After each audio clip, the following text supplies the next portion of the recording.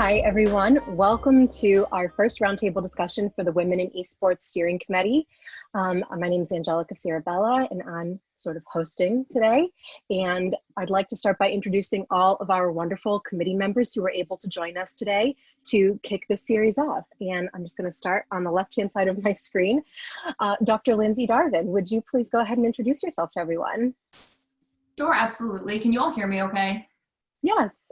Awesome. So I'm Dr. Darvin. I am an assistant professor at SUNY Cortland, and I largely study women in sport, and I do a lot of research that looks at generating higher proportions of women in leadership roles in the traditional sports space. And then recently I've sort of moved into the esports zone as well. So I do a lot with the barriers, stereotypes associated with the lower rates of women, and how do we improve the rates. So that's essentially why I'm here, and I'm actually hoping to learn a lot from you all. I have my notepad ready to go, so I'm excited to be here. So thank you for the opportunity. Absolutely. Thank you so much. Okay, now I'm going to move on to Alexis. Can you please go ahead and introduce yourself? You can hear me, right? Yes. Okay. So, hi, my name is Alexis. I'm a professional Valorant player for Team Magical. We are the best female Valorant team in the world right now. I've been playing competitive esports for around 4 years, so that's sort of my role here is the gamer. So, yeah, that's me. Awesome. Thank you so much. I'm going to move on. Sarah, can you please introduce yourself? Hey, I'm Sarah. I currently am employed by PNC Bank. I'm a business systems analyst for the corporate and institutional side of the bank. I work with mainly legacy applications. I love it. I love puzzles and math, and so I get to do that every day on the job. Love that. Thank you. And I know that you like a little bit of esports, a little bit of video games too, right? I do. It's a hobby, and I would consider myself a casual gamer. Love it. Garett, can you go ahead and introduce yourself? My name is Garett, obviously. I am the esports consultant for the Pittsburgh Knights. I basically run esports for the organization. And I was a professional Counter-Strike player and coach for 17 years, I think, something like that. So I have that side of me as well. And I've experienced, I know a lot of people, a lot of women in the scene for esports I've grown up with since 2002. So I can hopefully have something to say, but I'm going to let the ladies take care of this mainly. Thank you, Garett. Auverin, take it away. Hey there, I'm Auverin. I am an esports community manager at Hi-Rez Studios, and I work on 2 separate esports brands. Thank you. And Kate, can you please introduce yourself to everyone?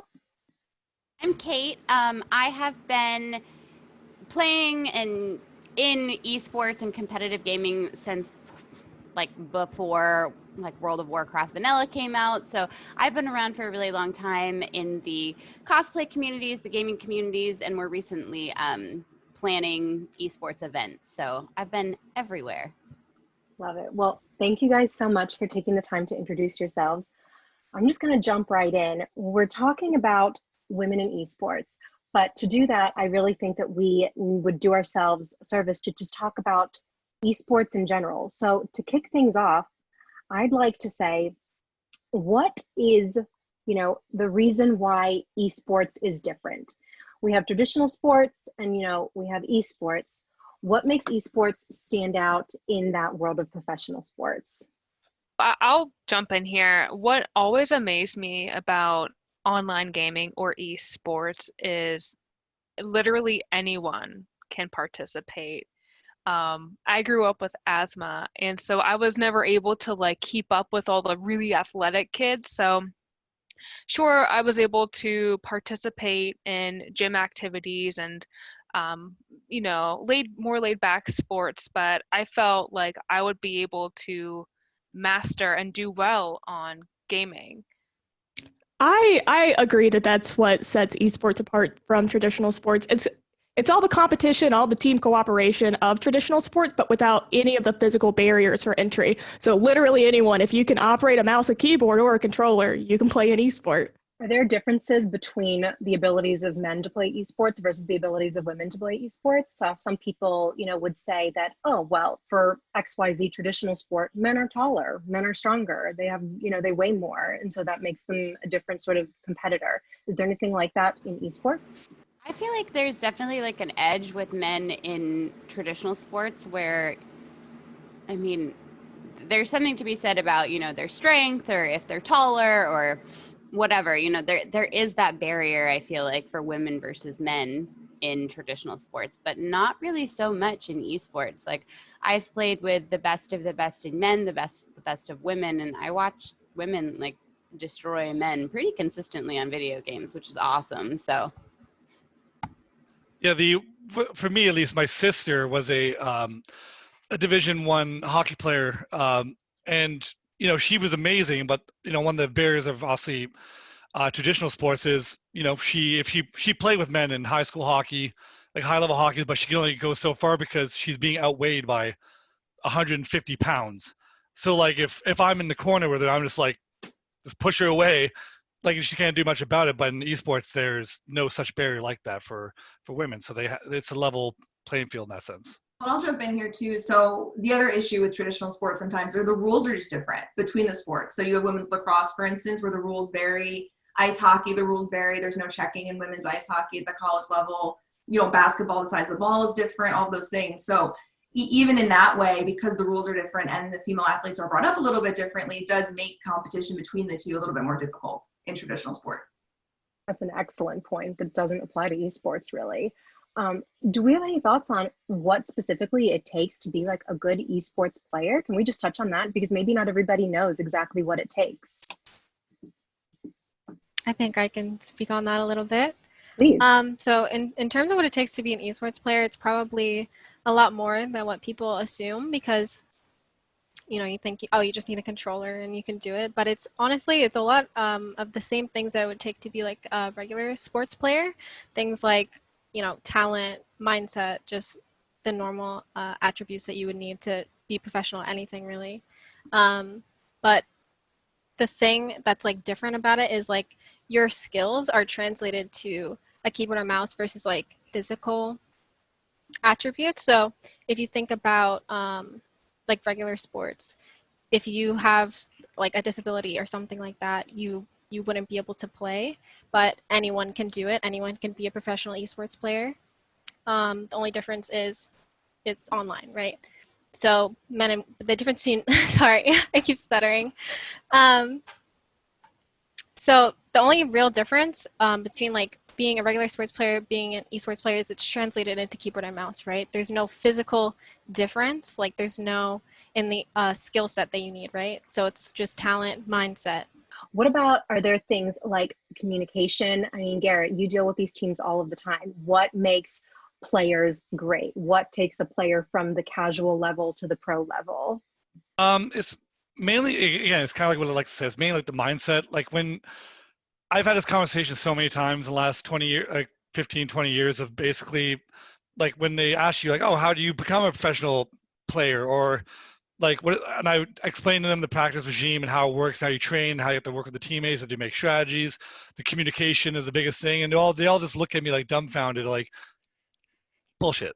Like they don't believe it. They just think it's, it's a couple nerds going on a game playing and that's that. So they don't actually see like I played a high level of hockey as well. And I put more preparation in the gaming side of things than I ever did in hockey. Hockey was just me going to the gym, training for that, and then going to my practice, and that was it. And then some off-land stuff, like dry land stuff you do outside. But in gaming, I would say you put in comparison, you put way more hours into trying to become a professional gamer than you ever would in, let's say, hockey, for example. Just because, I can't just walk on the hockey rink whenever I want. It costs money. The equipment, the paying, the time, all that stuff, it costs a lot of money. In gaming, obviously the barrier is you have to have a computer or an Xbox or a phone, whatever it is. So once you have those pieces of entry, it's up to you the rest of the way. And in golf, skiing, something like that, you have barriers. You can't ski in the summer. So what are you doing? You're just doing training. So there's only, it's wild. There's no straight answer of how to do it or how it becomes. It's every esport's different as well. It's kind of like skiing and hockey and baseball and basketball. There's a different path for every game. So there's no easy answer for that. It's a little bit all over the place, basically. The commonality that I've seen across all games and all esports is discipline. You either have the discipline to do it or you don't. And that's really, everything else is kind of secondary to whether or not you have that discipline and that mindset that'll get you at the competitive echelon that you really need to be at. I think that's so on point that people don't necessarily see all of the things, Garett, like you were saying, that go into becoming a great player, becoming a great team. There's so many commonalities, though, with what there is in traditional sports, and not everybody realizes that. So let's also talk about what the reason why we're starting this committee and the reason why we want to have this conversation is that there is this big disparity in women playing professional esports, women having careers, monetizing their skills, monetizing their love of playing video games competitively. We see a lot of men at the top levels. A lot of competitions that I've watched are all-male teams playing other all-male teams. So I want to talk a little bit about what does that look like? What does the state of affairs for women in esports really look like right now? What are we seeing? I'll jump in really quick because from a traditional sports space, what I keep comparing it to is for the US individuals, right? Sort of this pre-Title IX era in traditional sport. That's why I would compare some of the esports space to right now. So Title IX is a policy, a federal policy that prohibits discrimination in educationally funded activities. So it wasn't just for sport, but that's what it was mostly applied to. And it was this idea that the interest levels were so low. Well, the interest levels weren't low for women and girls to play sports. It was that they didn't have the opportunities. So I just wanted to jump in and kind of preface with that. That's sort of what I compare it to right now in terms of representation, sort of this pre-Title IX traditional sport era. Is that was that back in like 2004 or 5 that happened? I'm trying to remember because I think my sister is actually a part of that. Title IX?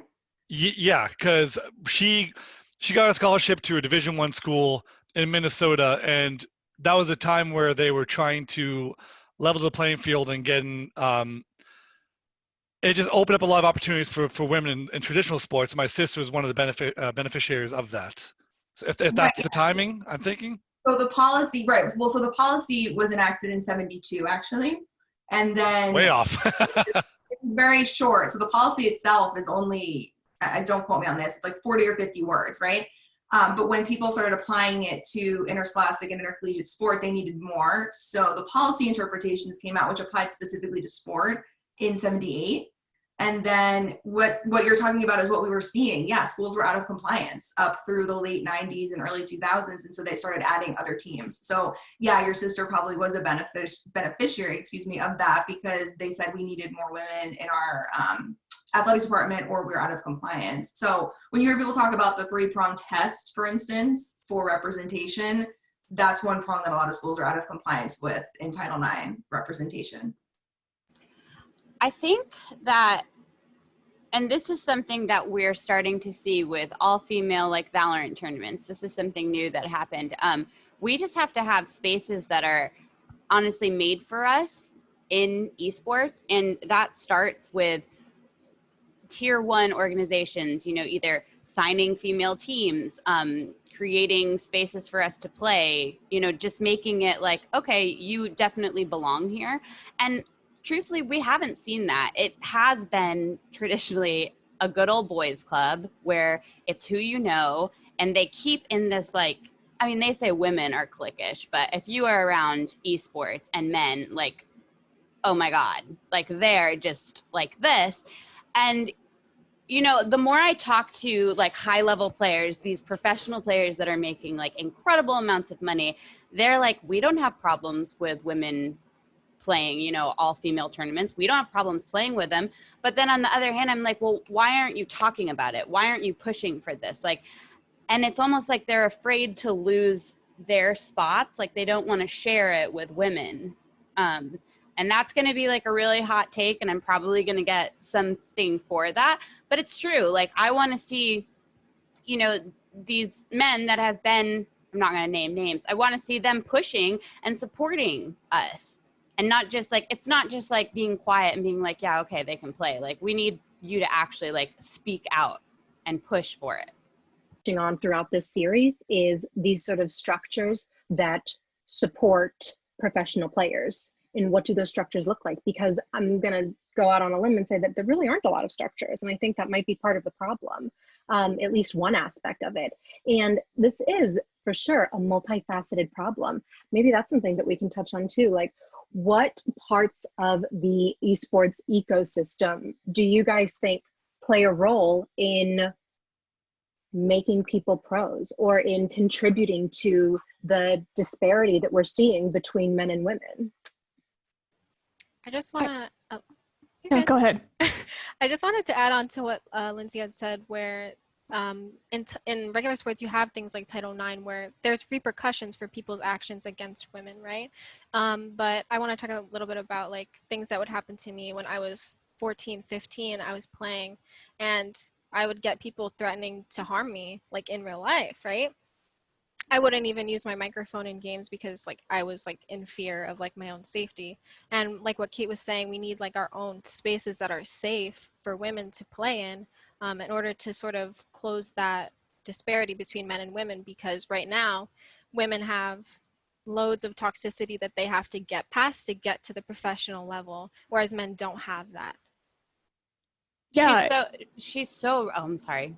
Oh, you're fine. But she's so 100% right. Like, men queue up for a CS game and they don't even have to think about like, oh my God, I'm not going to be able to use my mic. I need to make sure to only communicate in text. And these are other layers that we have to think about that that doesn't even cross their minds. So not only are we thinking about how to play the game, smokes that you have to know, all of this stuff, but we also have to be like, am I going to get told that I'm going to get raped if I open my mouth? Like that we're like, I don't even want to talk because I don't want to deal with this. Like, yeah, like in theory, we talk about esports being like a level playing field. Video games are something that anybody can do, anybody can access, anybody can be really good at. But women, the second we log in, there's this whole hurdle of toxicity and harassment that we have to get over that men never had to deal with. So like, even if we are at the same starting line and we have to run exactly the same race, there's hurdles that we have to get through that men simply don't have to deal with. And, you know, they've been able to quantify this behavior in studies. There was a study done in Halo 3, I think, back in like 2015, where they measured the responses that unskilled male players have when they encounter very skilled male players and when they encounter very skilled female players. And usually when they encountered a male who was better at the game than they were, they like treated them like with a certain level of deference. You know, they were like, oh my God, you're so good. You're kind of an alpha bro. Like, that's sick. But when they met women who were of a better skill level than they were, they got toxic. They got upset. They would lash out and be really cruel and harass these women. And it's just, I completely lost my train of thought. That's okay. That's okay. Go ahead. Yeah. It should be a level playing field, but there's this holdover idea that women don't even belong in this space to begin with.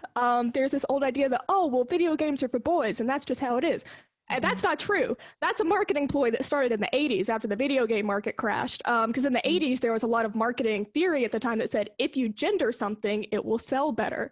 And Nintendo at the time, when they were kind of making a comeback and they wanted to start selling consoles again after the original crash, they said, well, we have to make a choice. Do we sell to girls or do we sell to boys? Because by that time, toy aisles had been gendered into girls' toys and boys' toys. So Nintendo decided to market to boys and thus began a trend of thinking that that's just a boys' thing. Video games are just for boys and not for girls, and girls can't be good at them. And here we are in 2020, 40 years later? And they're still those same attitudes. Yeah.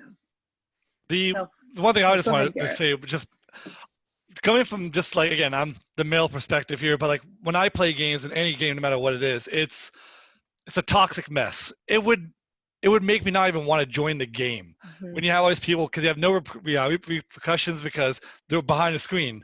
You're right. Yeah. We're talking a lot about traditional sports spaces and the comparisons too. And when you're talking about policing these spaces, one thing we have to remember too is that traditional sport is policed, right? I mean, there's things that you say, right, as an athlete, and some of you obviously participated in traditional sports as well. And you may say some stuff and things slip but again, it's police. There are referees, right? There are coaches, there are parents right there who are watching all these interactions, and they're able to sort of stop it or at least try to. And as we were talking about earlier, there are more repercussions for that.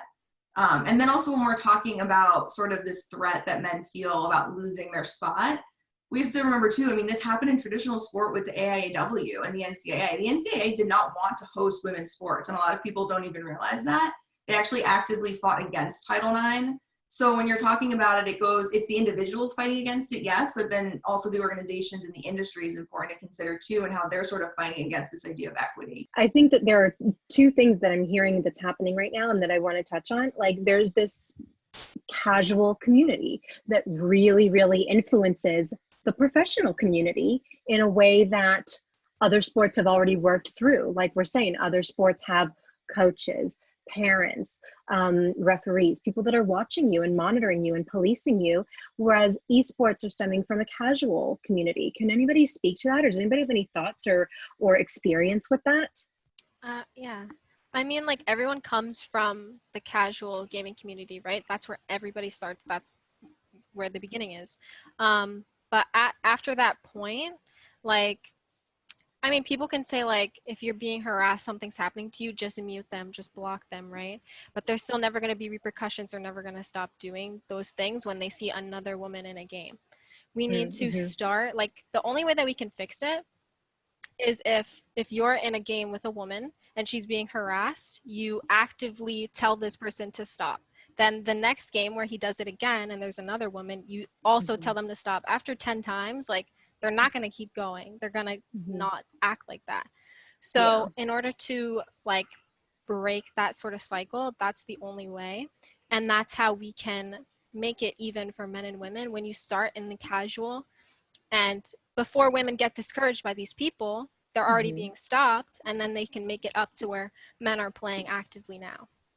I also feel like game developers like Riot, Blizzard, all of these, like Valve, we need actual consequences, whether it be because you have actual consequences in traditional sports, whether you get a ban or you get fined. Like, if you keep doing this, you're not going to be able to play. Like, and we're not seeing, like, consistency with discipline, I'd say, in the esports realm. Like, yeah, you can keep telling somebody, like, stop doing this, but, like, until they get a ban or they have to pay money because their behavior is shitty, like, we're not going to see a lot of change. So, I mean, you can get banned for cheating. Like, this needs to be seen as serious as a problem as cheating and match fixing or something like that. This is the same like, and it's not going to be tolerated. And until we have that support from developers, like, it's not really going to change. Yeah, I can absolutely agree with that. And I have, like, some developer insight since I work, for a gaming studio into how they currently try to deal with some of these issues. We do what we can at the casual level, the kind of language that people use in chat, you can action their accounts for that. You can ban, suspend people for the way that they, like, type to somebody. But the issue really comes in when it's in voice chat. One of the big questions that developers have had to learn how to answer is, how do we police what happens in voice chat for our games? And I don't know that anybody has really cracked that yet. I know we certainly haven't. We rely pretty heavily on player reports. But the community doesn't always police itself.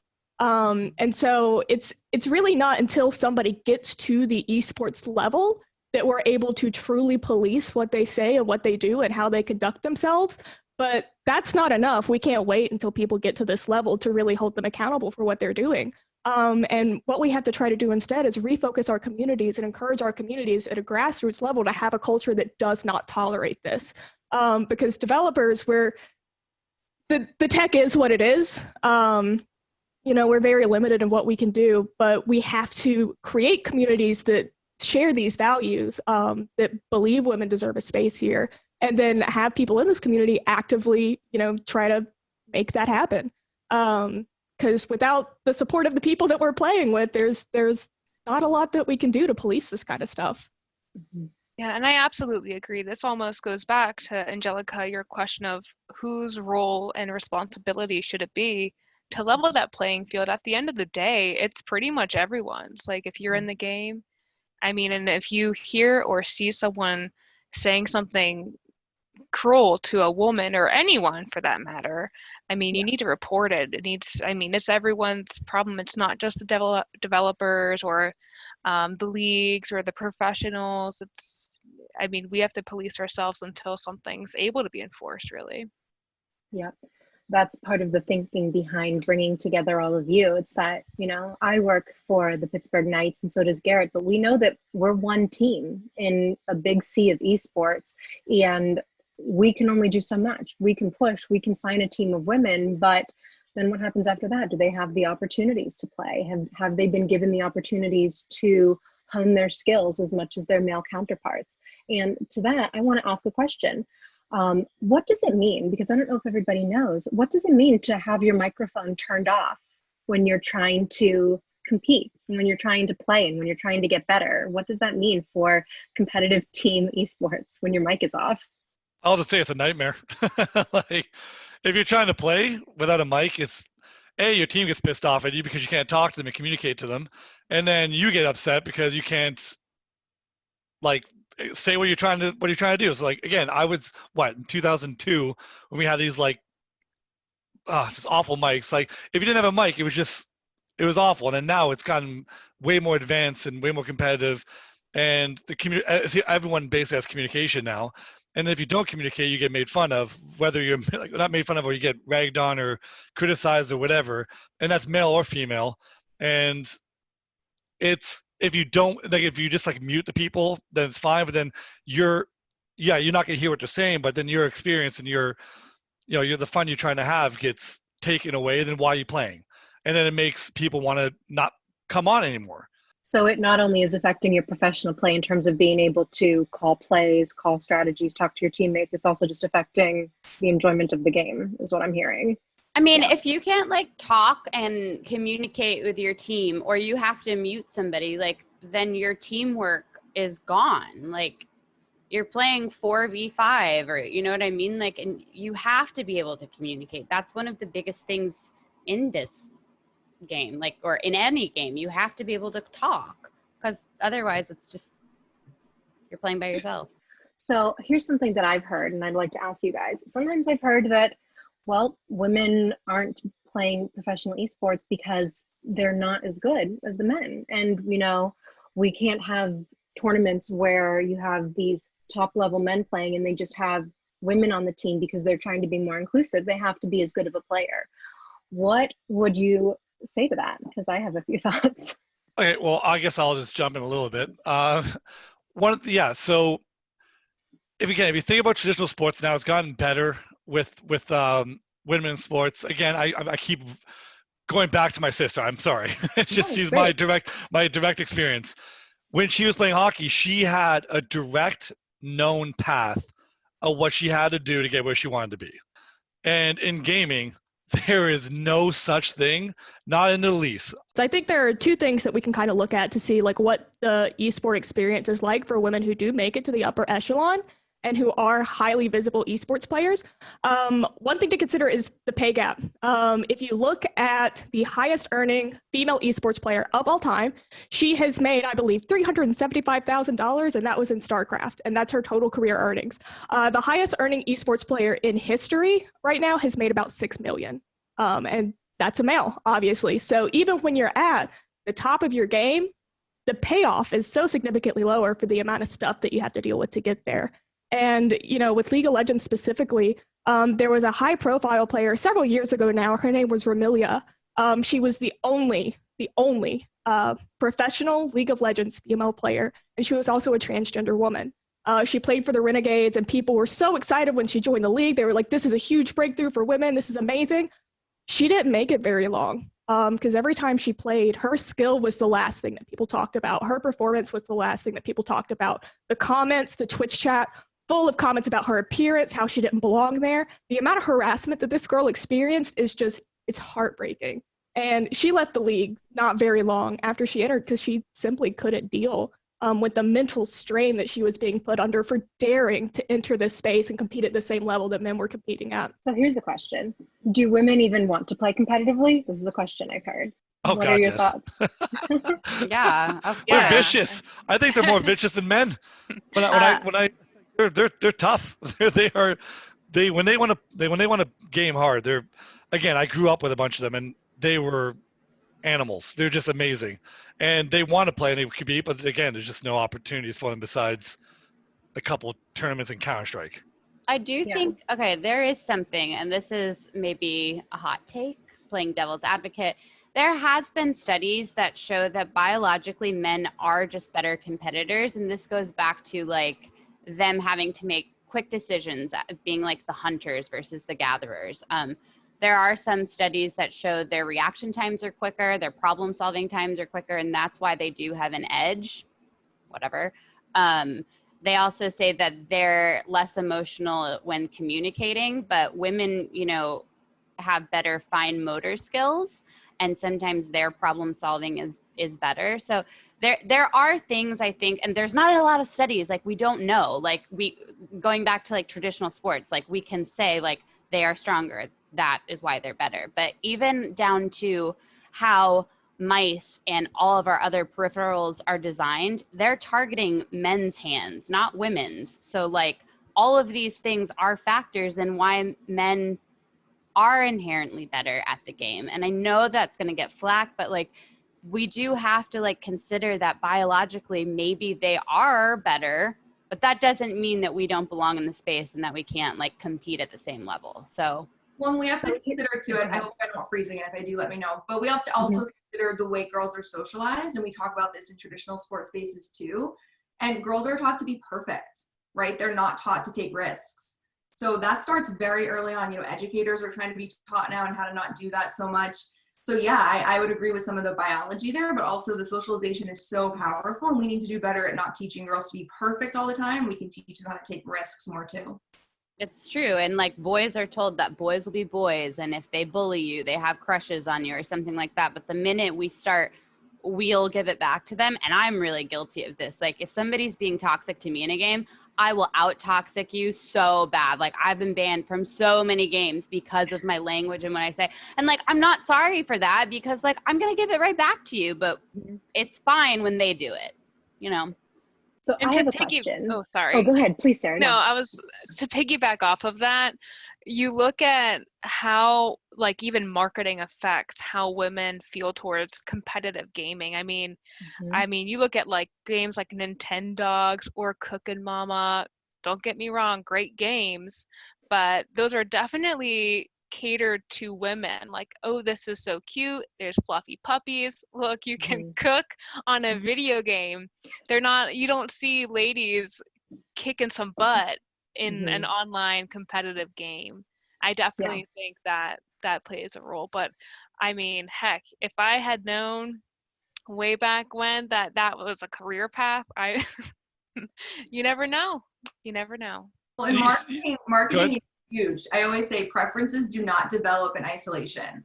And those preferences can be moderated by the way we market to girls, right, and women. And I always talk about this. Girls, it's pink and purple for traditional sports. I mean, U.S. Soccer last week put something out saying U.S. Soccer cuties or something like that for girls.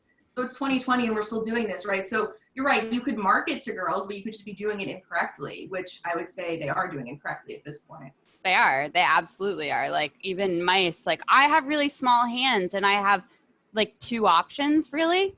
And I don't even know if they're developing these with women in mind. And it's super annoying. But I do have to say, like with games that are directed towards women, the greatest equalizer I have seen currently is Among Us, and women are dominating at that game. And I wonder if it is because of our social skills and how I just had to bring that up, because like I'm like, finally there's a game that I'm better than all of you men. And why is that? Like, but it's interesting. Like it really is. And So we also, I think, have to think about the demographic split of the gaming community. Like 40% of video game fans are women. Oh yeah. So to think that women just don't want to play, the numbers just aren't there. Like out of that 40%, that's almost an even like 50-50 split. And that split is not at all reflected in high competitive esports levels. It's so much smaller than that, the portion of women that are participating there. And you imagine if you have those numbers, that the people at the top that are making games and these decisions for marketing or whatever would do a better job. Yeah. And from a developer standpoint, I can say for a fact that we have so far to go. We really do. You know, Hi-Rez, I feel very lucky to work there. They treat their women employees wonderfully. You know, that company is a safe space for me, but the products we produce are not doing women any favors in a lot of regards. You know, that we've been around since I believe like 2012, and we just this year, in the year of our Lord 2020, we just got our first unattractive female character. And I believe it was last year that we released our first fully armored female character. You know, it's just everything from like the design choices to the costuming to the voice lines, everything, you know, it all comes top down from a culture that doesn't have female representation. And we've had to have these conversations a lot more frequently as you know, things like the Me Too movement are hitting our industry. We have to have these conversations. It's becoming very apparent to us that at the executive level, there is not nearly enough representation, and that homogenous sort of management is trickling down into the product itself. Yeah. So I'm seeing so many different parts of the industry that we're touching on, everything from computer peripherals like your mouse that potentially aren't geared towards women, to games or competitive games at the very least not being geared towards women, to the casual community having a huge influence on how women are able to play. There are a lot of different pieces of the puzzle that are coming together to make it a little bit harder for women to succeed that I hear us all talking about. One question that I wanted to ask is, and this might be for you, Lindsey, when we see female in sports, period, when you watch the Olympics or when you look at the history of sports, you know, somebody ran a race in 1919 and they ran it at this time, and then a couple years later somebody runs it faster, and then a couple years later somebody runs faster. Are we just getting faster as humans? Are we just jumping higher as humans? What is that? Or does that have something to do with the fact that they see these goals in front of them to hit?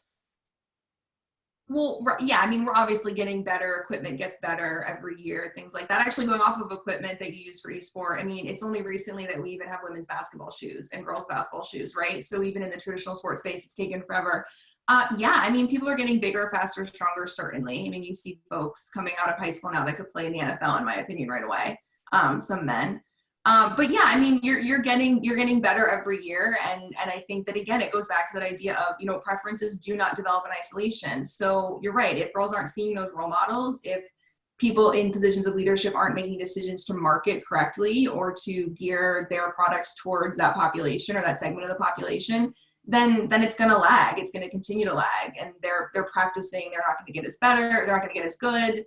So yeah, it does. People get better year after year, but it's not as though girls and women can't keep up with that. It's just that if they don't have the preferences, that the preferences don't develop, they're isolated in their own spaces, they don't see the role models, they're not going to participate, and they're not going to think that they have a future in it.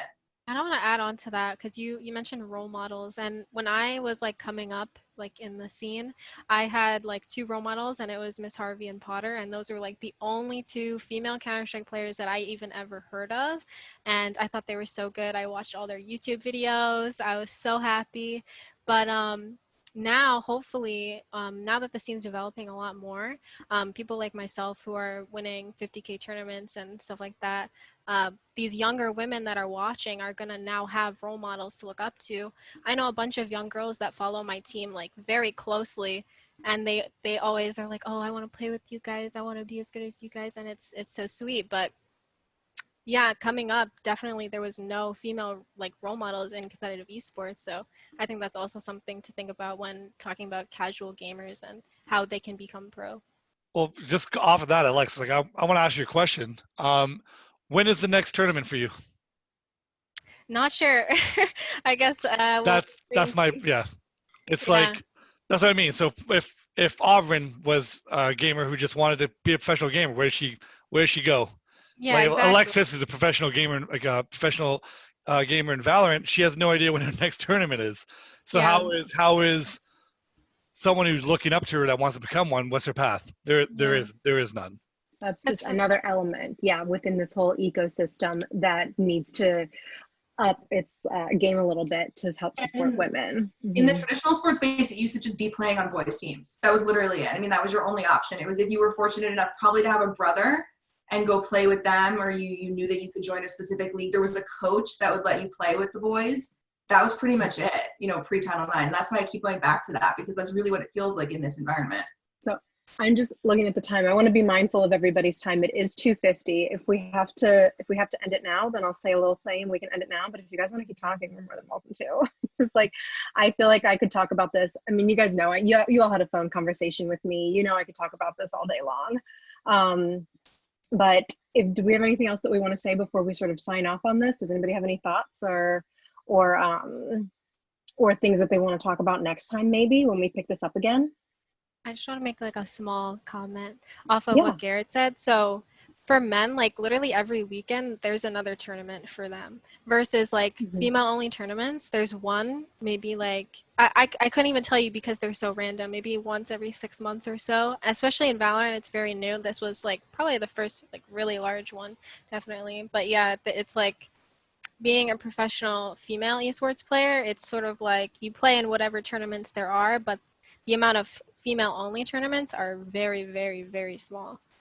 Yeah, like off of that as well, I got the opportunity to cast a PUBG event in China. It was a women's-only PUBG event, and as great as that sounds, it was unfortunate for the fact that it was the only event they ever did. I'm pretty sure in PUBG for only women, and all the women that were there. There was, I think, how many teams was there? 24 teams, something like that. There was like maybe a couple actual teams because there's nothing for them to be together, to play together, and to make teams to go to events because there was none. So every team that went was just like ex-streamer, ex-player who was good at play with some guys, and then they would just make a team to, you know, the argument that everyone says, at least the male gamers will say, is, well, they can compete in the men's tournaments. Well, most of the time they won't get invited. If it's invited only, they won't get invited. We held an event in Valorant, one of our first ones, where I went out of my way to invite, I think, 3 women's teams. I think it was Dignitas, CLG Red, and I forget the other team.